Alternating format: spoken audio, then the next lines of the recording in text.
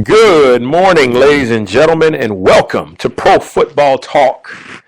I am your host, Sean Grant. So happy that you could be here with me today. Super excited to kick off this new podcast. I know I'm a bit late in the season, but you know what? Football is football. It's exciting. It's fun.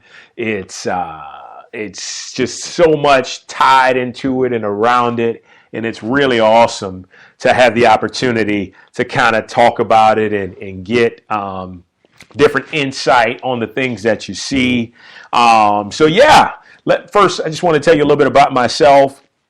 I was a football player for about 20 years, played in high school, Pop Warner, played in college, had professional aspirations, but injuries kind of saw different. But I'm still a true an avid lover of the game, and that's why I wanted to start this podcast, just to share that essence with those people that feel the same way that I do about the game of football. And so that leads me into today's topic, Divisional Round Magic. And so we're just kind of going to go over the games that we experienced this weekend.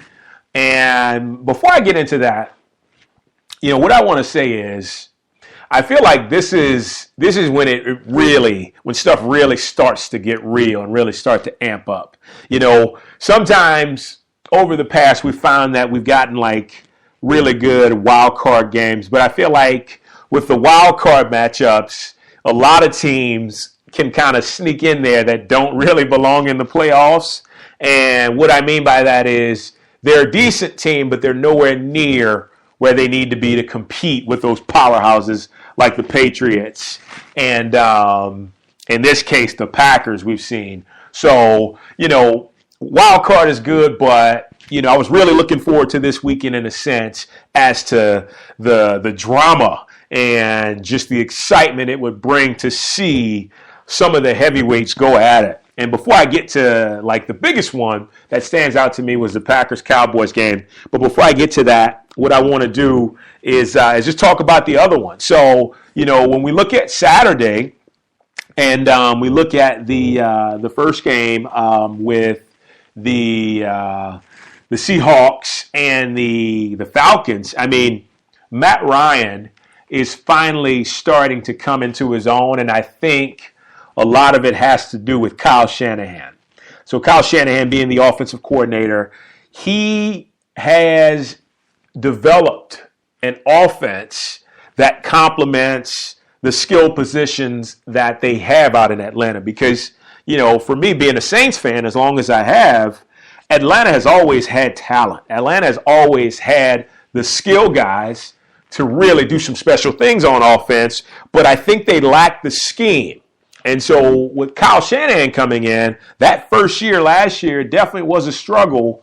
But when Matt Ryan finally began to not observe, but to grasp the offense and really become one with it and just exude that second nature, that's when they really started to do some special things. And it was awesome to watch them, especially on offense. They came out here to L.A. and played the Rams, and you're like, wow, these guys, they do things on offense you hadn't seen done in a long time, and it just blends that natural talent, that natural ability with that scheme that can just give defenses fits.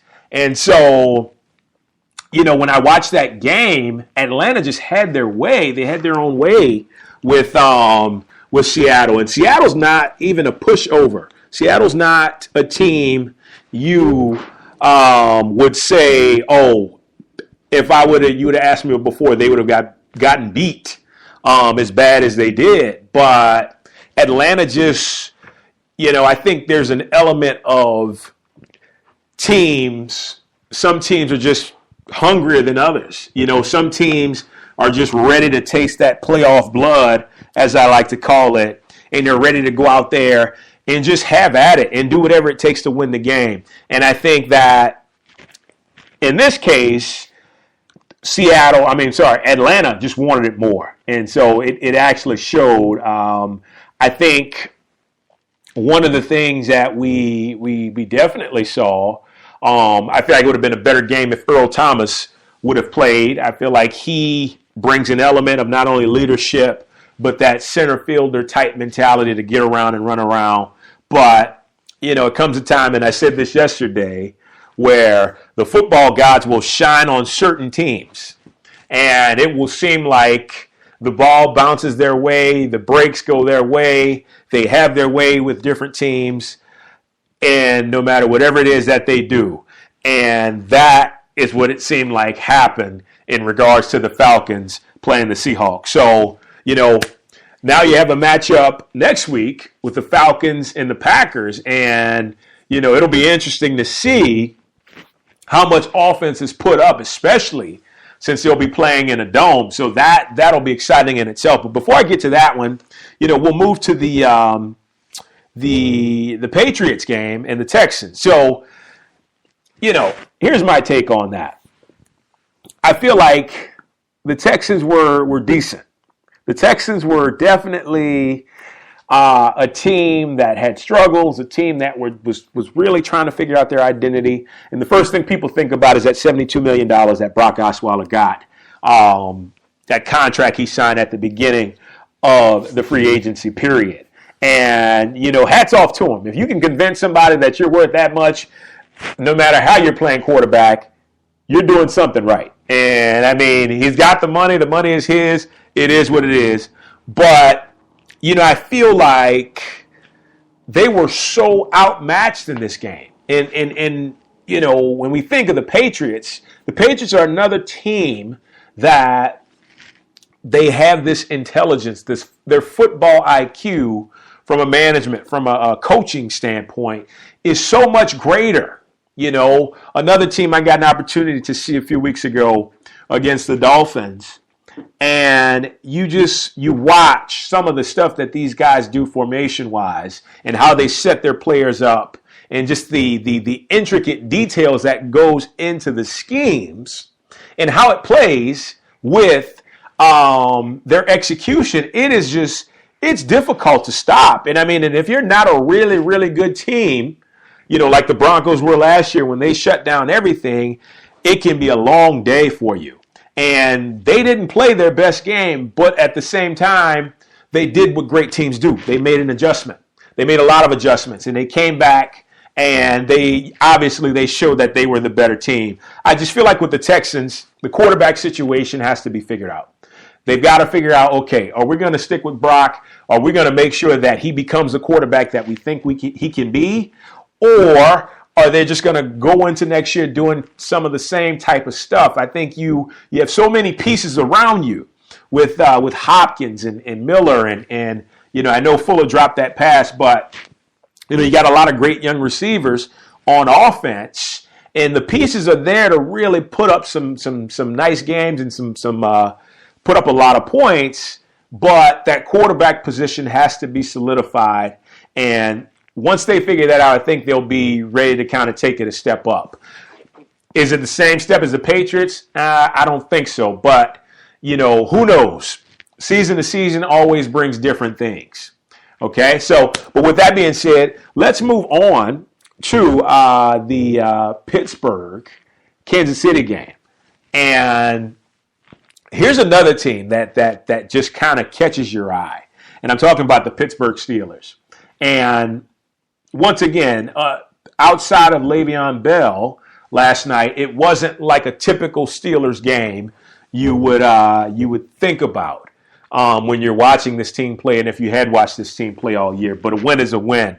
But ultimately, they went into frigid Kansas City and this ruckus crowd that was basically setting new records for noise, and came out victorious at the last minute with the field goal. And it's amazing to think that a team could go on the road and play such a tough game, deal with different adversity. You saw a few interceptions there in the beginning, and you saw a few things that they probably wanted to take back, but in the end they pulled it out, and that's what great teams do. But the thing I noticed the most about the Steelers is they always stay true to what works. And I feel like that's what kind of separates the good teams from the ones that don't really do well.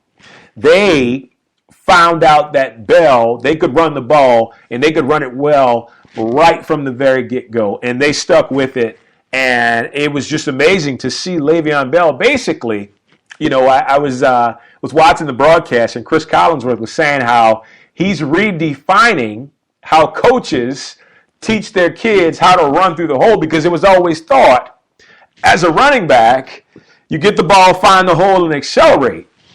Well, if you watch Bell, you see he does this thing where he stops, and he becomes, I guess, patient in a sense, but it makes sense as to what he's doing. He's just trying to find the best route to take, and he's giving himself an opportunity to see what develops in front of him. And so I feel like that's just genius. That's something that you can't teach, but that's something that once you see one guy do it and you see that it works, it's something that you can teach to your youngsters and to tell them, like, okay, this is a good idea. We can actually see what develops and then kind of make our move from there to figure out what hole we need to hit without hesitation. So I just think that they have probably, I'm happy to see them in the AFC Championship because they have the best shot to basically beat the Patriots. I mean, it's going to take a really good game. It's going to take mistake-free football, no turnovers. I think you always hear, and it's the truth, the turnover game is a lot of times what will make the difference in these playoff games. It's who can keep the ball, who can protect it. And so going into Foxborough, the Killer Bees are going to have to be ready, and they're going to have to be on their A game if they're going to make it to the Super Bowl this time around, because, like I said, the Patriots, between the scheme, the intelligence, just the football instinct and the IQ that they possess and that they're able to implement week after week is so much higher on a different level than anybody can imagine. It's so funny to think so many people think the Patriots cheat. No, it's not. It's not that they're cheating. It's just the fact that they're so smart and so intelligent and so in tune with what's going on and what works that it looks like you're cheating. Sometimes I can remember being a kid and playing flag football, and it was right after I hit my growth spurt. Nobody saw what I was doing when we weren't playing. I was out there on the levee running sprints and doing bear crawls and doing all types of stuff. So when I actually got on the field, I had the edge. And most people, I can't tell you how many kids, parents, asked for my birth certificate because they thought I was so much older than the other kids. But, what I'm getting at is it's kind of like how it goes when you watch New England. And, I mean, hats off to them. They figured it out. They're doing great things. They continue to do great things, continue to be a powerhouse with not even household names either. You find these guys, once again, they're football guys. They're intelligent. They have more mental capability and capacity than they do physical. And these guys come in and excel. And like I said, I would love to get into the ins and outs or the inside track as to what Patriot football is all about. But it is something fun to watch, especially in person when you can kind of see all these things happening simultaneously. So it's just really great. So hats off to them. Now, here's the game that I wanted to get to that I just found so exciting. And what I'm going to start with is Aaron Rodgers. Aaron Rodgers is in a class all by himself right now. He's playing like this is his year. Like this is his last year and he's going to retire after. I mean, I have never seen a guy be so comfortable in his own element, be so graceful. It seems so effortless watching him work against the Cowboy defense this week. And then, last week against the Giants, you almost think like it was just too easy. But the guy has an instinctive ability to just make stuff happen, to just make the game seem so easy and call it the zone, call it whatever it is. He looks absolutely invincible. There were a few drives that I felt like Dallas could stop him, and they did stop him. But for the most part, this guy had his way with the Cowboy defense. And, the great thing is when you watch a game as a fan, but not as a fan of either team, you're more involved. You're more involved as to like everything that's going on, and you're not leaning so far to one side that you just kind of ignore the great plays that the other teams are making. And so being able to watch this game like that just really showed me how great he is. I mean, let's talk about that last pass he threw to Jared Cook on the sideline. And hats off to Jared Cook as well for, making that catch and dragging his feet. And then hats off to the official who had the audacity and the coherence to come in and overturn the call. One guy was saying incomplete, and the other guy ran in, overruled, and said it was a catch. And then you see on the replay, the guy had his feet in completely. I mean, stuff like that, like I said, it doesn't happen unless the football gods are shining down on you. To go for 35, 36 yards, and then the kicker to come in and kick a field goal, it is meant for them, to advance. So with that being said, that's nothing to take away from the Cowboys, because Dallas, you have impressed me all season, from Dez Bryant to the young rookies, Dak and Zeke, to Sean Lee on defense. And there's nothing to hang your head about, because you have an amazing team. And I hope, and I'm not like a true Cowboy fan, but I hope that those guys can come back next year and be just as good, because it is fun to watch. And the thing that I admire so much about Dak Prescott is, he's a man amongst boys. It's scary to think that this guy's only 23 years old and he's a rookie and he's just learning this game for the first time, because I was watching a point in the game. It was in the third quarter, I believe, and the Cowboys were driving, and he threw a pick. And you can imagine most quarterbacks will throw that pick and will be in a space to where they'll just continue to get worse. Dak, was upset with himself, but then he shook it off, came back in, and drove the Cowboys down. They literally almost won this game. Give or take a few plays, you never can in football say, well, this was the play that made them lose or made them win. Ultimately, give or take one or two plays, the Cowboys would be playing the Falcons now in the NFC Championship game. But like I said, Dallas has so much to be happy about, so much to be thankful for. Definitely you want a championship at the end of the day. But at the same time, if they want to take anything away, they can take away that they figured out their nucleus. Now, you add a few more playmakers on defense, in the defensive backfield, you have a team that's going to contend for years to come, because these guys are young. These guys are not like, with the exception of Jason Witten, and he takes care of himself enough to where I think he could play another 3 or 4 years. It's really exciting to think about what they're going to bring to the table next year. And it's just wonderful knowing that that type of football is what we'll see for years to come. So, whatever it is, I applaud Dallas. I applaud you guys for having a great season. And although you didn't win the Super Bowl, you have a lot to take away from going into the offseason. And if nothing else, you know what? It'll make you hungrier for what's at stake come the 2017 season. And it'll be interesting to see how they respond. No doubt about it. It'll be interesting to see.